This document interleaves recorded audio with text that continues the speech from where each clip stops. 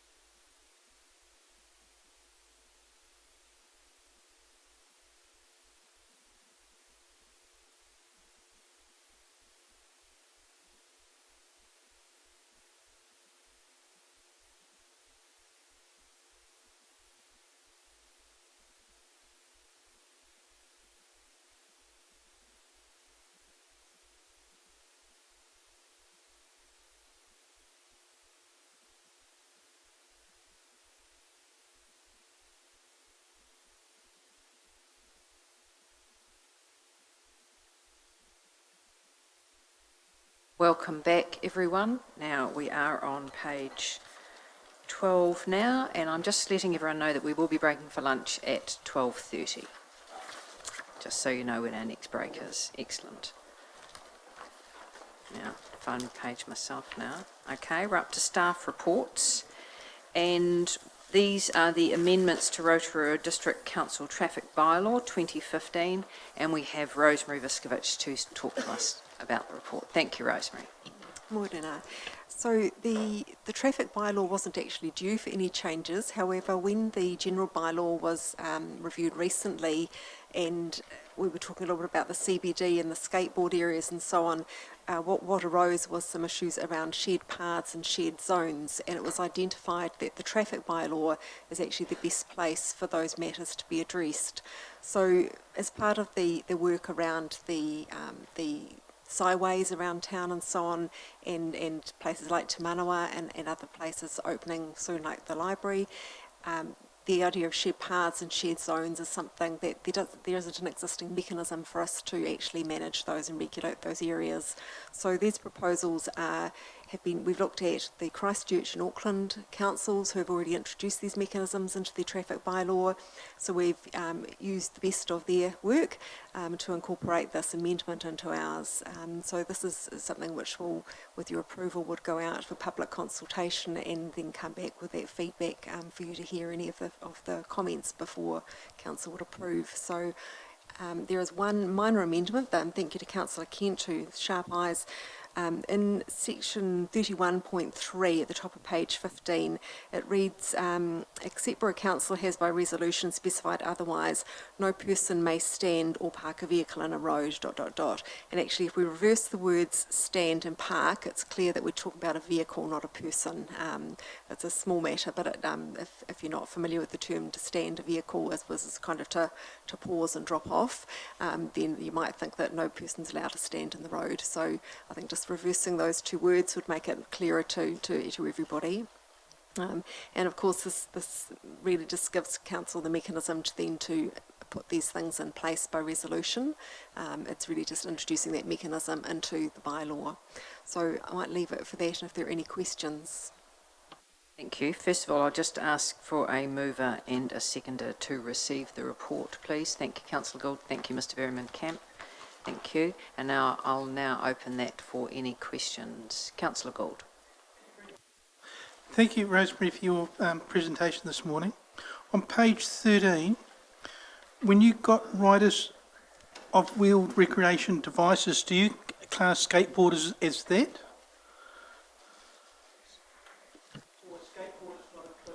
Yes, it is skateboarders. It's all kinds of users, which we can't list them all because they keep inventing new things fairly rapidly. So it's basically wheeled recreational device. It could be a scooter. They're really popular at the moment. It could be a skateboard. It could be the next thing that comes out of people's Christmas stockings. Vehicles not really classed as on the footpaths, are they? Four-wheel drive vehicles, if they're motorised vehicles, that's different from recreational. Is that?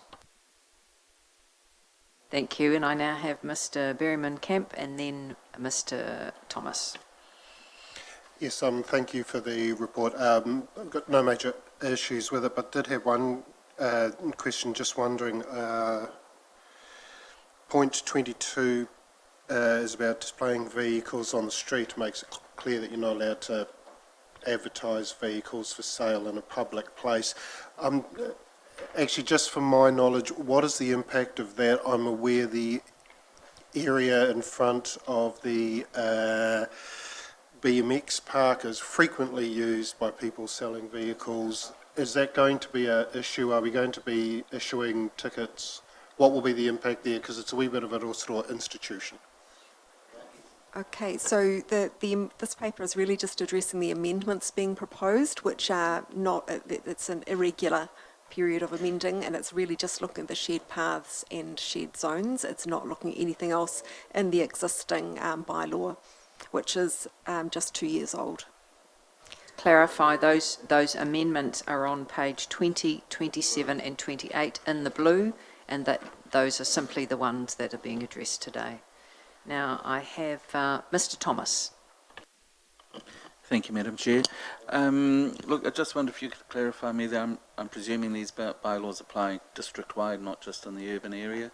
While we don't have many shared pathways out in the lakes areas, there are a lot of aspirations for them to come along in the future. Yes, certainly it would apply to wherever, and again, it is a matter of by resolution, so any places that are identified, that would come to council to make a resolution to say that yes, that's a shared zone, or yes, that's a shared path. Thank you. Now I've had Councillor Kent move and Councillor Sturt signal they'd like to second. Are there any further questions on this bylaw? No, in that case I'll ask for all those... Councillor Kent and Councillor Sturt. I'll ask for all those in favour to say aye. Against? Carried. Thank you. Thank you very much, Rosemary. We now move on to recommendation 2, the speed limit bylaw changes to speed, and that's on page 35. And I'll just call for a mover and a seconder to receive the report speed limit bylaw. Thank you, Councillor Bentley. Thank you, Councillor Donaldson. And we'll just, all those in favour say aye. Aye. Carried. Thank you. And we have Stavros Michael to overview the report. Thank you, Stavros. Thank you, Madam Chair. Do have a quick presentation.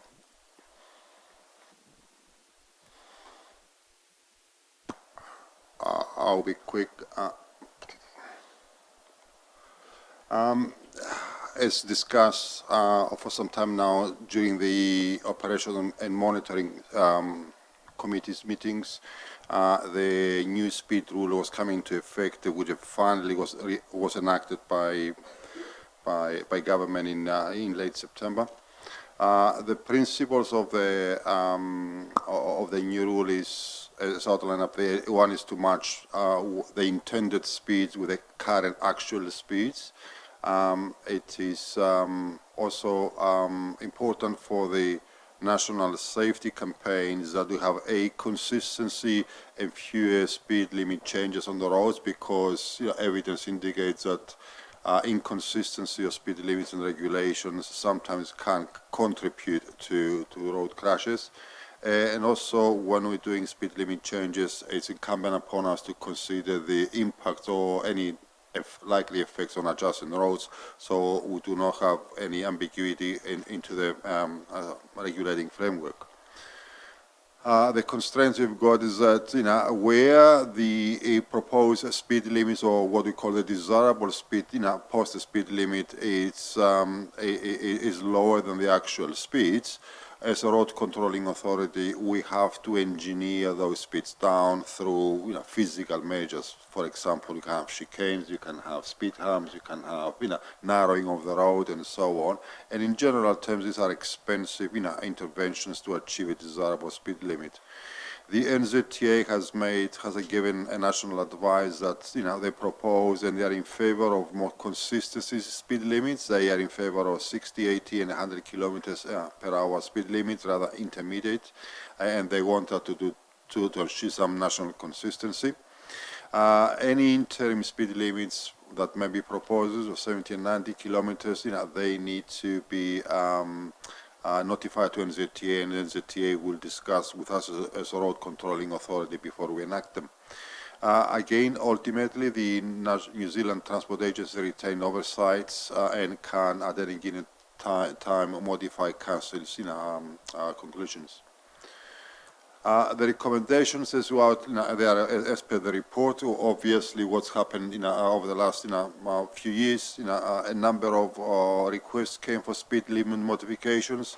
These arise from input from the public, our own observations, safety audits, and especially when we have crashes, we follow in conjunction with the police and coroner reports to assess whether the speed limit, the posted speed limit has any significant impact onto the result of on resulting crashes. And basically, you have a schedule in front of you, and I'm happy to respond to questions, but we do have some maps, for you. We've got the Hamurama to and Brunswick areas. Brunswick is a simple, clear definition. It's basically a residential area, and I think Brunswick in totality should be governed by a 50-kilometer speed limit, and that's our recommendation. Hamurama, we had some fluctuating current speed limits, and we sought to make them all more consistent at 70 kilometers because it's more consistent with the nature of the road and condition of the road. Lake Rotorua, a few streets, where the speed limits is amended from 100 kilometers to 70 kilometers. Again, it's a result of the actual condition of the road. It cannot justify maintaining the 100 kilometer per hour. It's just simply inconsistent with the configuration of the roads. We've got some anomalies here. For example, the road that leads to our wastewater treatment plant, it was 70 kilometers per hour. So we just took the opportunity to modify it down to the appropriate 40 kilometer an hour limit, especially with the sporting facilities in that area. Vaughan Roads, a section with 70 kilometers an hour, but now got increasing residential activity in that area, and we recommend to move to 50 kilometers per hour. And we've got a very small section of Ofata Road that leads towards the Ofata Marae in that area, which unfortunately, where the speed limit starts at 30 kilometers an hour, it's very obscure at the moment, and we sought to bring it a bit forward so it can be more advanced notice. Then we've got Lake Okareka and Lake Tarawera. The open speed limit of 100 kilometers an hour, considering the nature of those roads, the increasing recreational activity and visitors and events and so on, we believe that 100 kilometers an hour is excessive, and therefore an 80 kilometers per hour recommendation is proposed. Paradise Valley Road, as you recall, one of the operations and monitoring committee, where a member of the Rotorua Rural Community Board suggested that we consider the Paradise Valley Road, which is currently 100 kilometers per hour, to make it into an 80 kilometers per hour, and that's also we're adjusting adjacent roads because obviously it makes sense to have some consistency in the whole area. Waitapu Loop Road, the NZTA are proposing to make the section of the state highway passing through that area at 80 kilometers per hour, and we're recommending also to match that speed there to ensure consistency with the state highway and NZTA will implement. And on Western Road, some sections, the blue area, it's proposal from 100 kilometers to 60 kilometers, I think. Oh, my glasses, and speed zone from 70 kilometers to 50 kilometers in the green side. And again, it's just in reflection of the increasing residential sites of those, of those locations. Oops, sorry. And so that's my report. I will leave the report as it is. I'm happy to take any questions and in response to the report. Thank you. Thank you, Mr. Michael, and I just acknowledge Councillor Kent, who has just pushed his chair back from the table. He's signalled a conflict of interest here.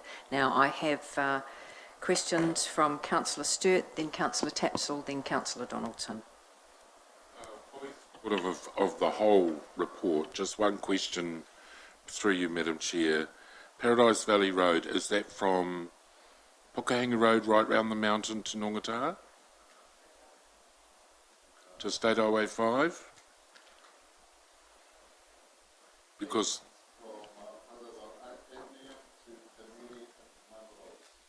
Oh, just in that group. Oh, okay, all right. Thank you. Thank you. Councillor Tapsell. Thank you, Madam Chair, and thank you, Stavros. This is definitely something I feel very passionately about, very strongly about, because it is ensuring the safety of our families and our residents. The question that I had was on page 39 at the bottom. You just state that the actual speeds that have been given were average speeds measured over art day and daytime hours only. Can you just confirm that that was only one day that they were measured and only within 9 to 5? I'm just asking because a lot of our busy traffic of our residents are obviously before the 9 and after the 5 as they're commuting to work and school. And the second question I had was on those actual speeds, given the exception of 2, many of those actual speeds are actually lower than the proposed speed limit that you are indicating. Is there a reason why you still propose a higher speed limit to what the actual speeds are? Thank you, Councillor.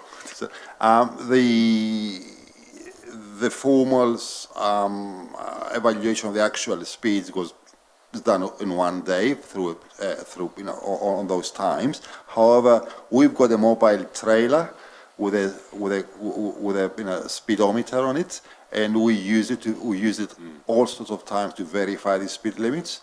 So, while we've done a formal sort of assessment on one day, we also verified through, random times, during other times of the day. And we think that on average, these are the kind of speeds, have there. You will see in that note underneath, where we identify the actual speeds.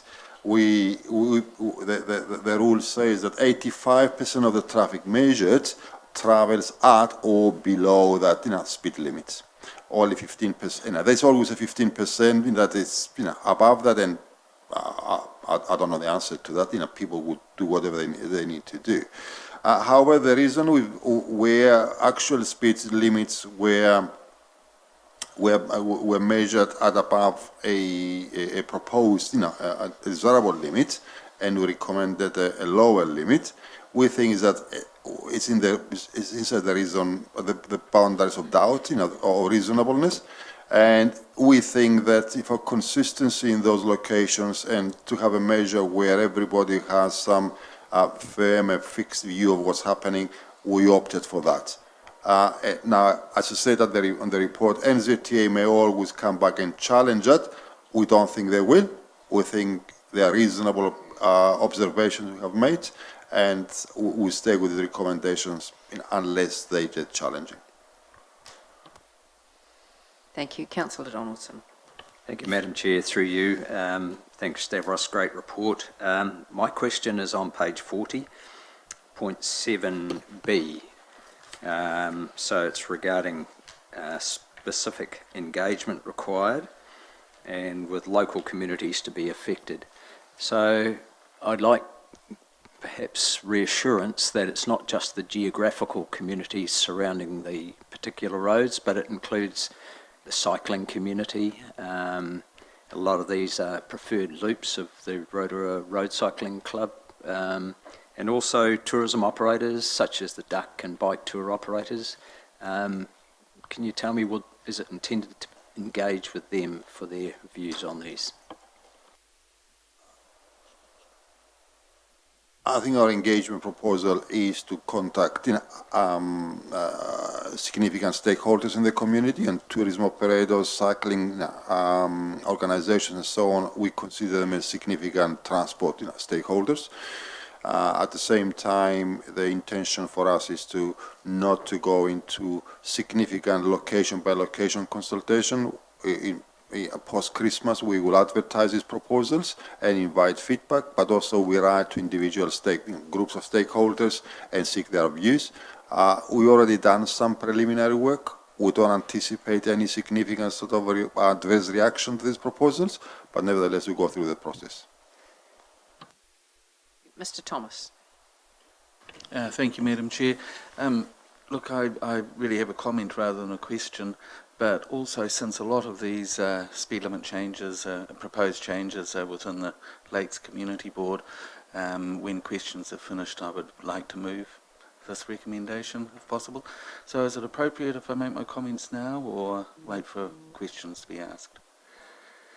We'll wrap up the questions first, and then I'll ask you to move it. You may speak to that Thank then. you.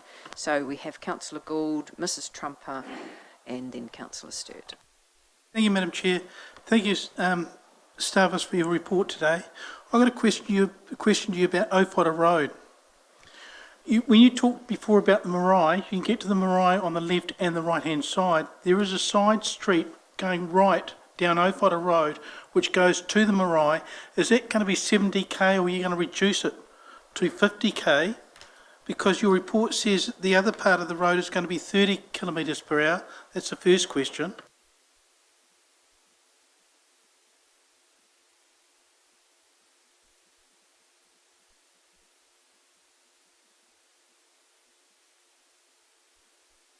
Owhara Road is at the moment 50 k's from, if I'm not wrong, Vaughan's Road, But when you get to the end of Owhara Road, the road that goes around and loops around to the marae, it's 30 kilometers. So basically, what they're recommending is to bring the 30 kilometers, about 100 meters in advance to make it more visible. The rest of it stays as 50. Side, why aren't you looking about the other side? No, I think the whole loop road that reconnects back to Owhara with the same speeds, the speed limit. Question is, with the CBD to Manawa, is the speed limit there 50k or 30k, or are you going to put signs up? Currently, the Te is at 50 k's. There's a recommendation that share zones for people to, it's a slow zone. And I think this question was posed some time ago in the Operations and Monitoring Committee. And my response was that I will, for the CBD in its entirety, I'll wait until the Amohao revocation works have taken place in about a year's time, hopefully, by NZTA, and would like to review the entire CBD as one block, to decide whether we stay at 50 or move into 30 kilometers or 40 kilometers per hour. I've got a personal view about it, but that's something we need to investigate further and consult with stakeholders. But at the moment, it's 50 kilometers per hour. With the bylaw, it means it applies for about 3 or 5 years in a lot of cases. Does it mean you can get a special compensation in 12 months' time to reduce that to 30k? Councillor Gould, we can do speed reviews anytime we want. The reason we're doing it every 3 years, because it seems more effective, to do it in a bundle, in a package of works. But if we need to do it every week, we can do it every week if we need to do it. The thing is, when does this bylaw take into place? Is it when it's signed off by the full council at the end of this month, or does it mean it's for a different period of time? And I'd like to point out that the Waitapo Loop Road from 100k to 60k is going to be one hell of a speed trap.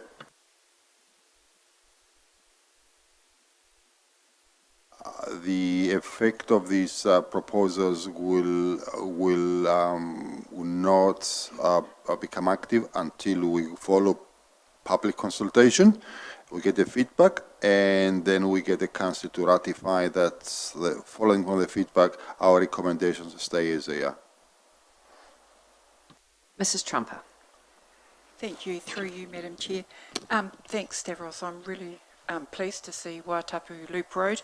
And Councillor Gould, your concern about being a speed trap, it certainly won't be, because the vehicles have to stop and do a turn to actually get onto these roads, both from main highways. And the road does not allow it to be driving at 100k. So I am really stoked to see Waitapu Loop Road coming down to 60, although I did notice that there was predominantly lower than 50. Was there a reason why we didn't go to 50, or is this because of NZTA? And the other thing, which is outside of the scope of this discussion, is slowing vehicles down within a 50k area. I'm not sure if you're aware that Rotorua are having trouble with speeding traffic through the village, and I noticed that there isn't anything about trying to maintain the speed limit. Is there anything that we can do to investigate that? With regards to Waitapu,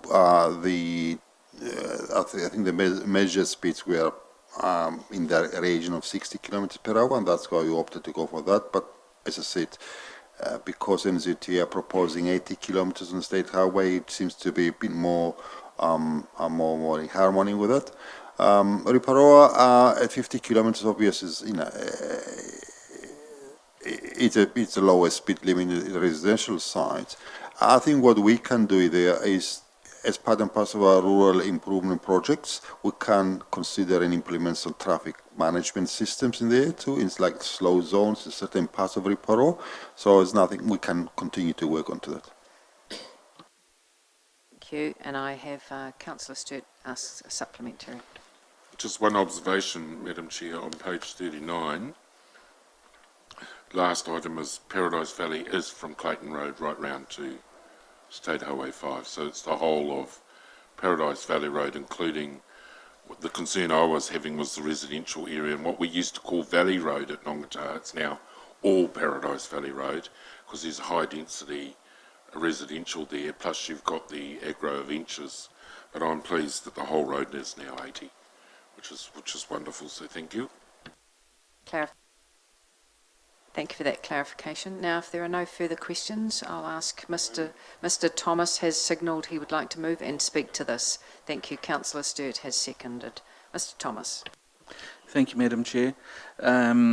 Yes, look, I'm really pleased to move this. As I mentioned, a lot of these roads are in the Lakes community area, and congratulations, Stavros, and please pass our thanks on to your staff who have been working on these reviews for a number of years now. They've been very keenly followed by our communities, and in actual fact, I'm really happy about it. I'm going to be going to a community meeting tonight, and there'll be a gentleman there who has appeared before the community board many times asking for a speed reduction on Manawahei Road, and I think he'll fall off his chair tonight when I tell him that it's in motion. So I'm really looking forward to the next stage in this, which is the Council approving this to go to consultation, and I really hope that councillors support these speed recommendations when we are doing the consultation process. As I said, the lakeside communities have been asking for these reductions for a number of years, and especially around Karaka and Tarawera and Hamarana. Speeding cars are a real issue, and they are quite dangerous roads at the published speed limits now. So I fully support this recommendation. Thank you, Mr. Thomas. Anyone else like to speak to this? Just a little point of order. Yes, absolutely. Madam Chair, Councillor. my pedantic brain going on here. As it's part of the recommendation, there is a spelling mistake at the top of page 36. So Manawahei doesn't have that fourth A in the name of the road on those first two lines. It's just HE at the end. So if we're putting it out, just Thank that you. to be correct. Thank you for that clarification, and delighted. Yes, Councillor Stewart. If on page 36, Paradise Valley, Indian, Tamira and Tamana Roads, I just wondered if we could have Paradise Valley to State Highway, sorry, Clayton to State Highway 5, just to make sure that's quite clear. I think that that's a reasonable clarification, because that is how many people consider those that loop beginning and ending. Thank you, and very pleased to hear that there'll be support coming in from the lakes, and I expect the rural community. It's a really good reminder to all our community that submissions are, it's equally as important to get submissions in support of proposals as it is to be unsupportive of those. So we look forward to that process. In that case then, I will put this to the, that the committee recommends to council that changes to speed limits on the following road are consulted on in accordance with the requirements of the rule setting of speed limits 2017. And we have a mover, which is Mr. Thomas, and Councillor Stewart has seconded that. All those in favour say aye. Against? Carried. Thank you. Excellent. Okay, thank you very much, Mr. Michael. And we now have recommendation 3, which is on page 50. And that is the Rotorua Special Housing Areas Policy. And I'll just call, we've got Mr. Henry Weston coming to speak to that, and I'll just call for a mover and a seconder to receive that report. Thank you to Councillor Donaldson, thank you Councillor Bentley. All those in favour say aye. Aye. Carried. Thank you. Mr. Weston. Good morning again, Madam Chair and councillors. I'm just wondering if I could seek your indulgence just to clarify a matter that was raised by Councillor Bentley this morning about the Quilters Convention. So just to follow up on that, concern was raised about the lack of contact with the Quilters Convention, and really just to say they were talked to on Friday. They've got a new booking in the EEC for March 2019, and apparently are really pleased with that. So just a clarification on that. Thank you, Mr. Weston, for that very prompt follow-up. Often there is quite a lag time between issues that are brought to the council, and I know it's quite reassuring to the community to know that we can move at speed to get clarification on an issue that is raised. So thank you. So please proceed. So just a little bit of background on this, and this is a follow-up from the work and the agreement that was reached with the previous government in terms of a housing accord for Rotorua, and just stepping through probably the 2 or 3 things that the housing accord does for us is really the first thing. It's the public recognition of the growth that's occurring in the district and the pressure we're under in terms of housing. So it's, in that sense, it's a symbolic document. The second is a commitment with government and officials in Wellington, really, and ministers, that will work together in terms of addressing housing issues where we can. And the third issue, or the third rationale really, and it comes in under the Housing Accord and Special Areas Act, is once you've signed a housing accord, it gives you the ability to declare special housing areas in particular places where it makes sense. So what we're proposing here in the paper is a broad policy that we're suggesting to council will follow before looking at the imposition of a special housing area. So this in itself isn't the declaration of a special housing area. This is the framework we're suggesting to councillors that will follow before we do that. And I guess just a couple of things which are worth mentioning. Again, if we move on and say this is the policy framework we'll follow, when we actually have to work through the process of looking at a special housing area, there are a number of sort of belts and braces which will look after the interests of the wider community as well. So before imposing a special housing area, there needs to be consultation and engagement with the key affected people. There needs to be the engagement with the MB in Wellington. There needs to be a resolution from council on that particular special housing area, and then finally there needs to be actually a decision made to support it from the minister. So there are a number of steps that need to be taken before an actual special housing area will be put in place over a particular area. What we're putting forward here is kind of the policy framework and the steps we'll take before doing that. And maybe the one other thing that's worth mentioning is that the previous government was very keen on this as a mechanism under the Act. We're expecting it'll just take a little bit of time for the new government to have a think about how they want to use it and what other mechanisms they want to look at. So we think we can front foot it by getting a policy framework in place. Whether that translates quickly into a special housing area, I'm not sure. So really we're trying to keep ahead by putting in place a framework that we can at least look at this under. Thank you, Mr. Weston. Now I'm going to open that for questions. I have Councillor Kent, and then followed by Councillor Sturt. Thank you, Madam Chair. My question is this agreement with the former government actually binding on the current government?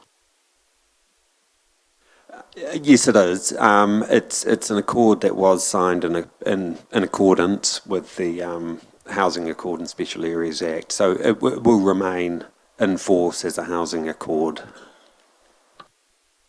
Councillor Sturt.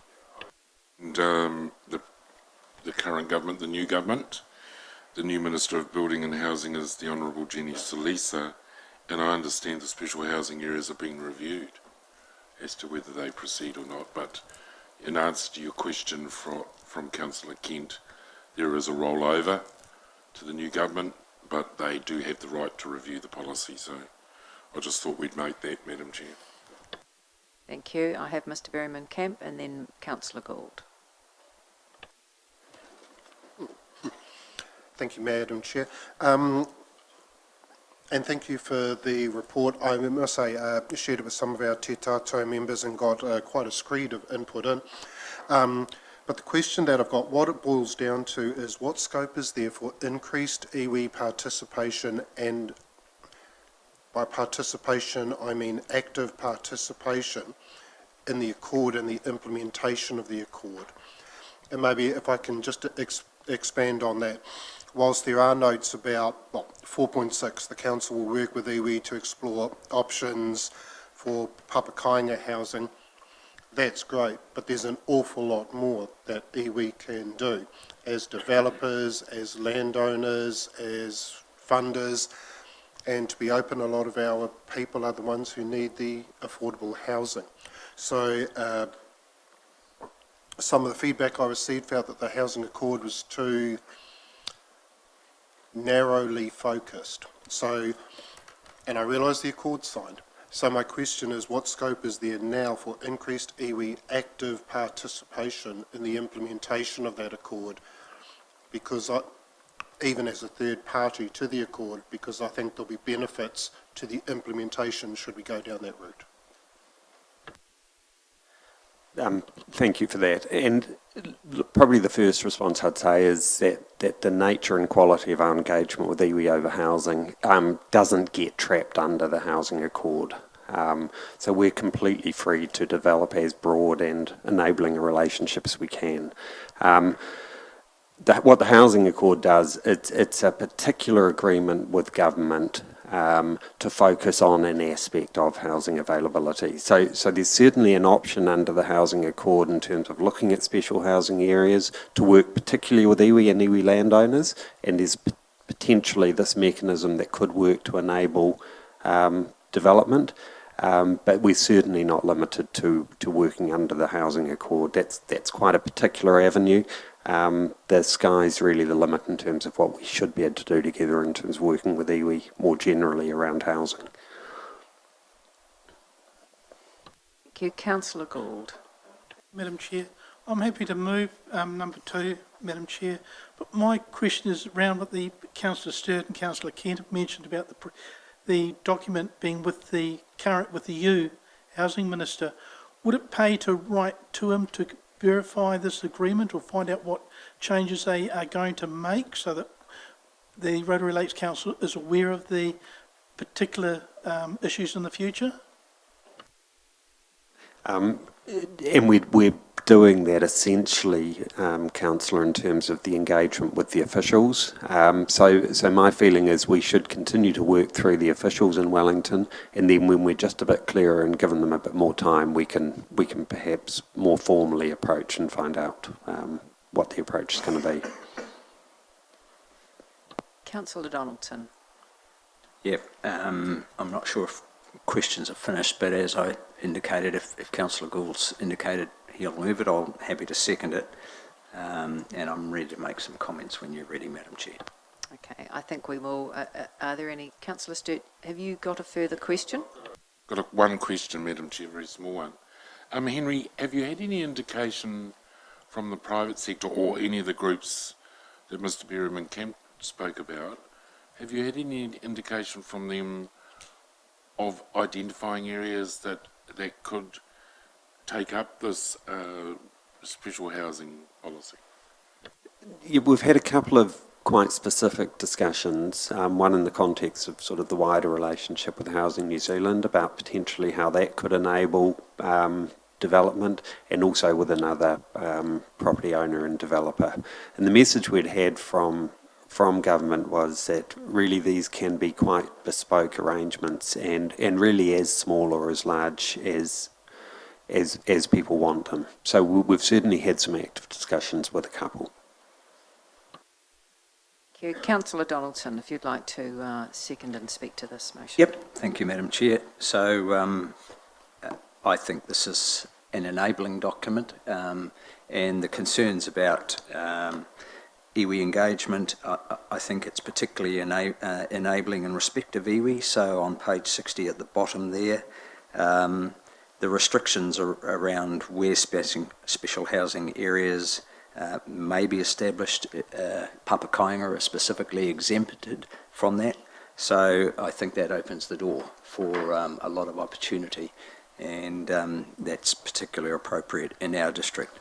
So in that respect, also in respect of how the new government may view housing accords, everything I've read suggests they may set a pretty challenging target in respect of new house builds, and so I don't think they're going to be putting the brakes on something like this. So in my view, I just think we get on with it, and I'm fully in support.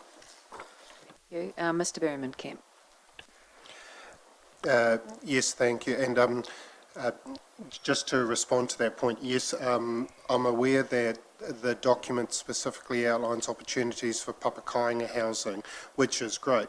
But I guess given the new aspirational goal of the number of houses that need to be built, given environmental concerns and land use change, my feeling is that a number of land owners with land in environmentally sensitive areas like feeding into the lakes may well want to consider different land use options. And I'm aware that iwi are significant landowners and have housing requirements. So I guess my point is, whilst I understand within the Papakainga, i.e. building housing on that I own land, that's in there, fine, but it's that plus more.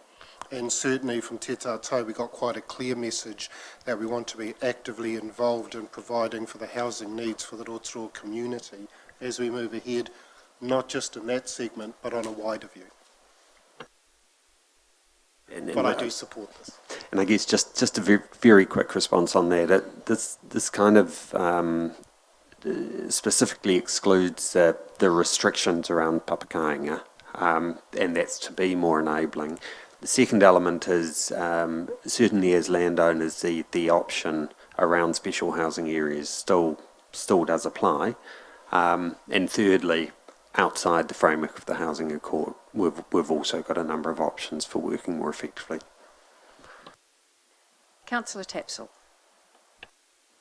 Thank you, Madam Chair, and I just wanted to wait until the comments section because, as you all know, I did speak quite passionately about council really needing to do something about this.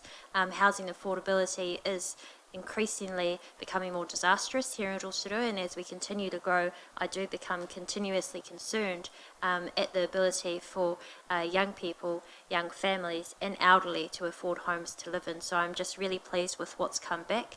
I'd like to thank you, Henry, for the work that you're doing and wish you all the best, because I know it's just the beginning, and also just really reiterate the part of we are a whole district. It doesn't only have to be within this inner city. Our Lakes Community Board Chair, Phil Thomas, speaks passionately about going back out into the lakes and not forgetting about that. So I think that this is a really exciting and good start to what is a good solution to a big problem that we have here in Rotorua. So thank you, all the best, and we'll be watching with keen eyes. Councillor Kent. Thank you, Madam Chair. Just on page 63, I just wonder, since this is a policy document, whether we shouldn't be consistent with our comments on the last policy we approved and delete the specific titles for delegations other than the Chief Executive, because the titles may change and the policy should not. So in reality, it should be just a delegation to the Chief Executive, I think. I think that's a very sensible amendment to page 63, so we will amend that. Inherent is that the Chief Executive will delegate, so I'll leave the wording, if it needs to be anything other than simply removing that, to the Chief Executive is delegated to enter into negotiations. with landowners, developers interested in promoting a special housing area in accordance with this policy. Thank you for that correction. Are there any further comments from around the table? No, I just thank you, Henry, for bringing this. For me, this is very much the how we go about the what. So what we signed off with the previous government was the special housing accord, and that's given us a housing area. And this is really how will it work when someone knocks on our door and says, I'm keen.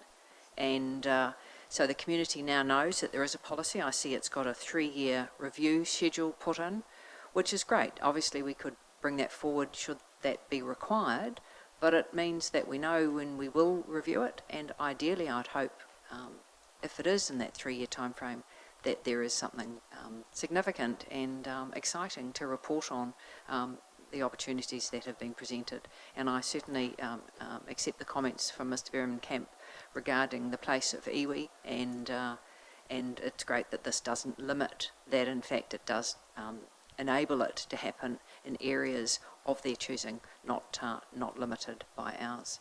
So if there are no further comments, it has been moved and seconded. So number 2, that the committee recommends to Council the adoption of the Rotorua Special Housing Policy Areas, Rotorua Special Housing Areas Policy to support the implementation of the Housing Accord. It has been moved by Councillor Gould and seconded by Councillor Donaldson.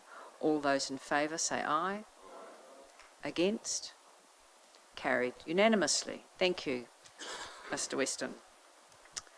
Right, well that concludes the business we have here today. So on that note, I will now declare the meeting closed. Thank you all very much for attendance. Lunch will be in the green room, and I look forward to sharing that with you. Thank you.